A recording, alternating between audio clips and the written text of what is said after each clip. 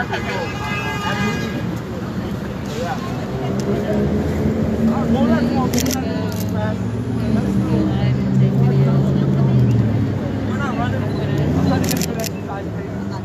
tired. It's Sunday. Well, it's Monday. I gotta go to work.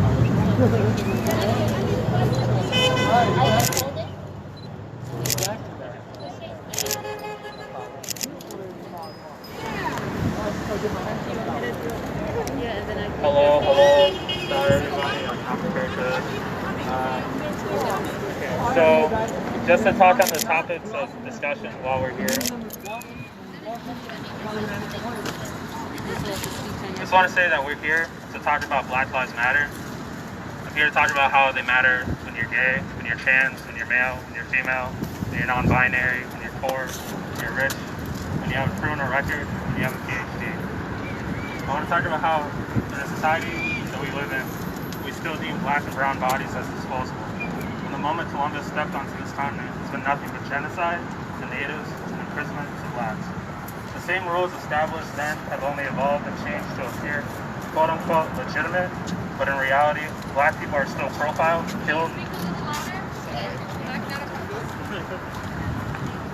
Black people are still profiled, killed, arrested.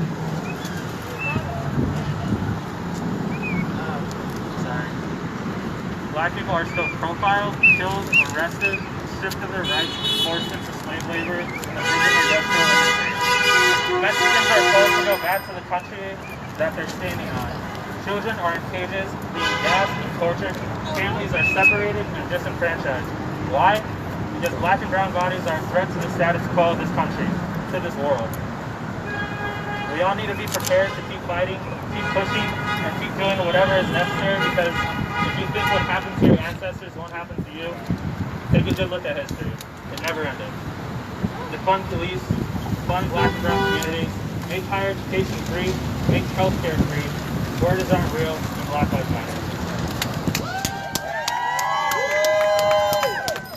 Sorry about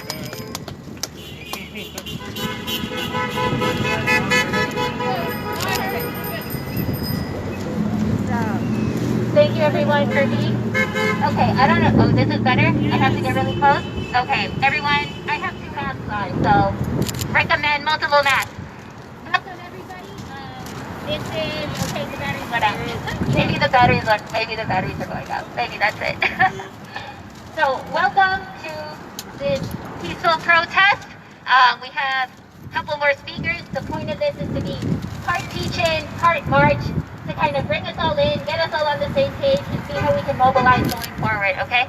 So, not going to take up too much time. Here we go, our next speaker.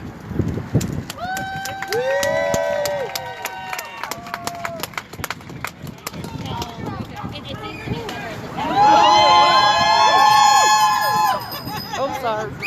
Okay. Hi guys, my name is Crystal, and I'm reading this on behalf of my very brilliant sister, who's a little bit shy right now, on racism and policing.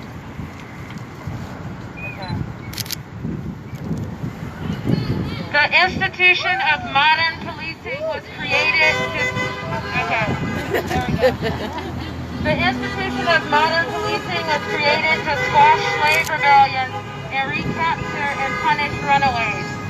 After slavery was abolished, officers were used to uphold Jim Crow. I'm sorry guys, I'm in this background. In the 1960s, amid the civil rights movement, police used dogs, fire hoses, and weapons to derail Black American protests for equality.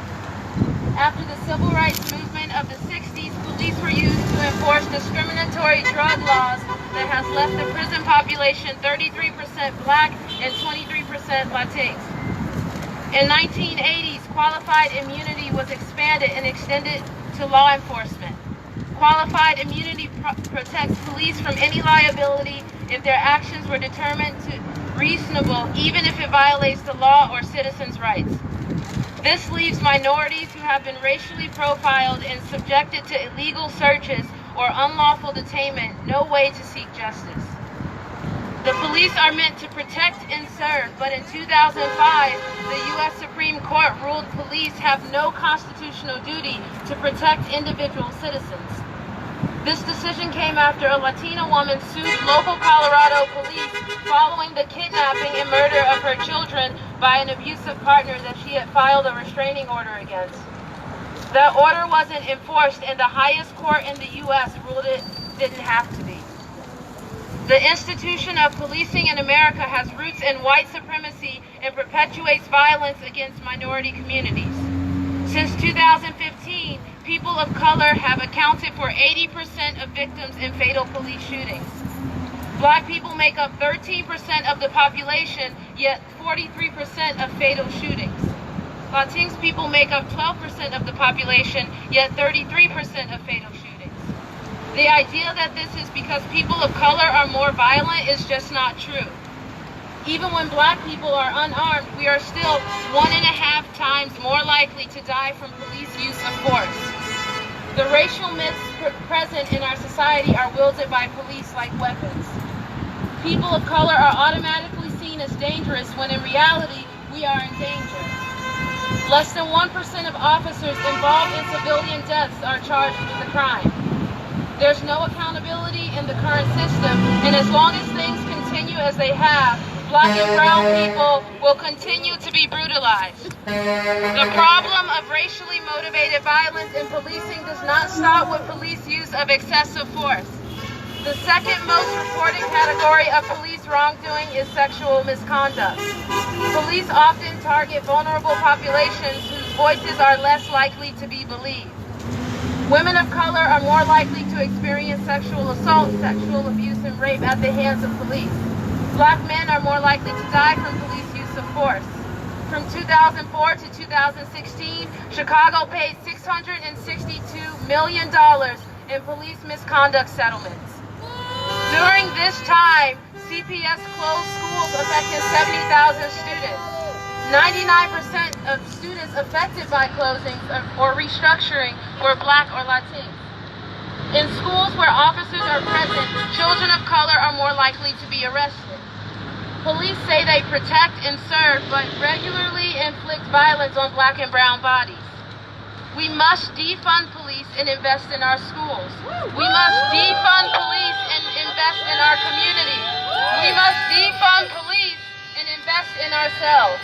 Thank you, Charity. That's from Charity. That's my little sister right there. Thank you guys, and thank you guys for coming out, and I look forward to this march.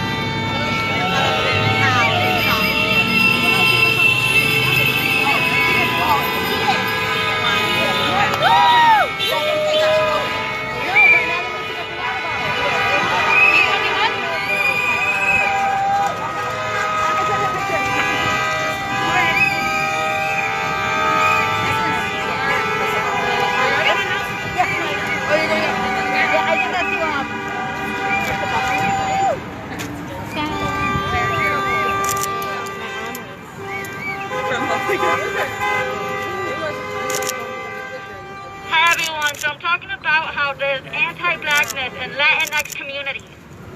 We have found with the anti-blackness that exists in our community, we have remained silent as our CIAs discourage partners of darker complexion.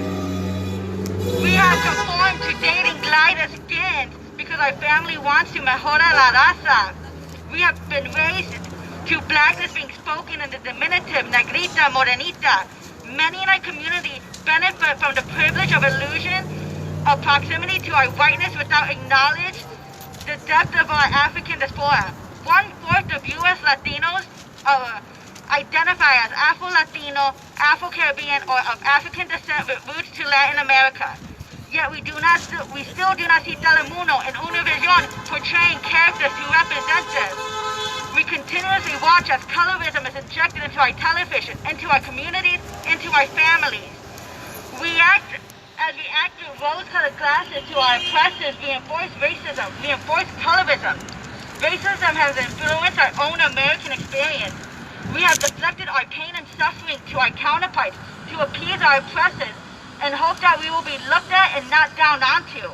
We must commit to acknowledging the racism and colorism within our community, within our families, and within ourselves, to heal our community, to heal our country, to fix our history. Now is not the time to be idle. Now is not the time to remain silent as our neighbors are being targeted. We must commit to standing for our Black communities and our counter partners.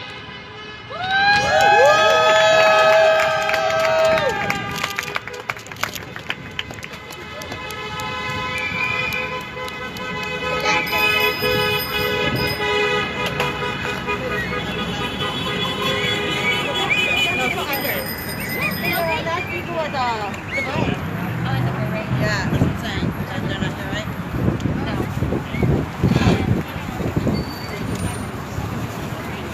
Oh, look, they're holding it. Behind you.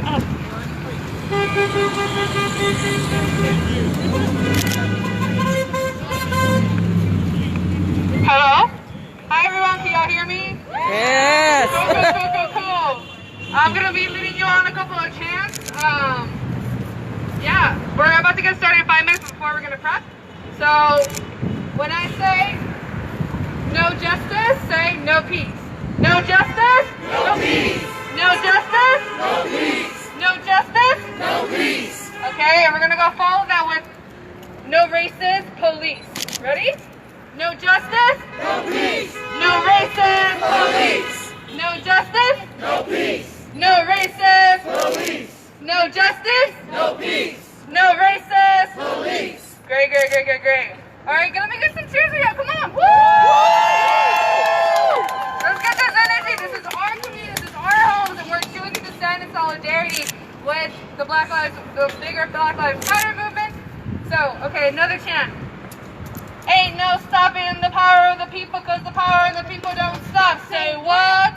Ain't no stopping the power of the people, cause the power of the people don't stop. Say what? Ain't no stopping the power of the people, cause the power of the people don't stop. Say what? Ain't no stopping the power of the people, cause the power of the people don't stop. Say what? Alright, that's one of our chants. Woo! Alright. We got another one? The people united will never be defeated. The people united will never be defeated. The people united will never be defeated. The people united will never be defeated. The people united will never be defeated. Okay. Do y'all know that one in Spanish too? Do it. Nah? Alright, ready? El pueblo unido jamás será vencido. El pueblo unido jamás será vencido. El pueblo unido jamás será vencido. El pueblo unido jamás será vencido. Woo! Alright, we're gonna save the rest of the chants for later. We're gonna about to start in 5 minutes. Please gather your things. Tell more people to show up. If y'all need a sign, people to post up. If you need a mask, hand sanitizer. We want to make sure we're being as safe as possible with COVID. So please let us know, and we'll be marching the bit.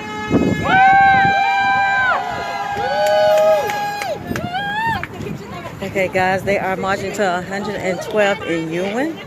I believe it's Edgar Grove is where they'll be actually ending up. So we hopefully make it to the end of that march. Talk to you guys later.